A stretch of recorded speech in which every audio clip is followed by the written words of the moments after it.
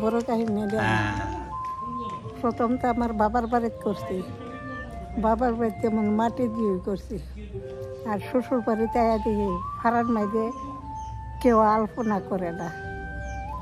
আলপনা করে না বলতে তারা তো আগের দিনে মানুষ, তারা আলপনা করতো না। এরপরে আমি ভাবলাম তারা আলপনা করে না, আমি আলপনা করো। শিম পাতা গাইল চেঁচা পাতা রং করছি, আর হলুদ খয়ার চুট মিশিয়ে রং করছি। আর কসবা কালীবাড়ির এখান থেকে গিয়া কালো মাটি, হলুদ মাটি, লাল মাটি ইটা গিয়ে আনছি। ইটা নিয়ে ঘুরলে এরপরে আলপনা দিছি। বাংলাদেশের থেকে গিয়া মাটি আনছি, সাদা মাটি। সাদা মাটি নিয়ে দাঁড় লেপছি, দাঁড় কি চিনেন, দাঁড় লেপছি। তারপরে সবাই আয়া দেখা কর, আরে বাপরে তারা বাড়ির বউ তো কম না।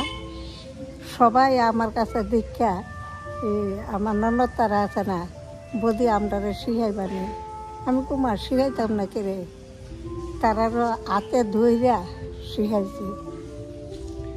এরপরে বদি পারি না তো আঁকতাম, এরপরে তুমি আইকা দেবো, তো তারা আইকা দিয়ে দাম। আমিও মাঝে মাঝে করতাম, তারার লগে লগে দেখাই দিতাম, হাতে ধইরা এরপরে দেখাই দিছি।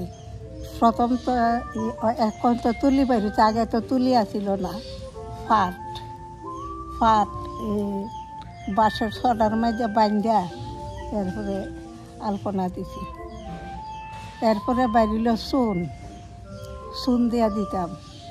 এরপরে ওখানে দেখি যে নতুন বুয়ারা আছে এরা সবাই রং দিয়া করে, ওখানে আমিও রং দিয়া করি। কত বছর হয়েছে এখন আপনি আলপনা করেন? 45 বছর। 45 বছর। এখন তো গ্রামের সবাই করে, এখন আপনার শিষ্য যারা আছে আয়া কিছু জিজ্ঞেস করেনি আপনারে?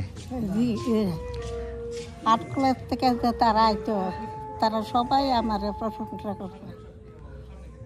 আর রাত্রে আমি বইয়া বইয়া ফুলের কাজ করি।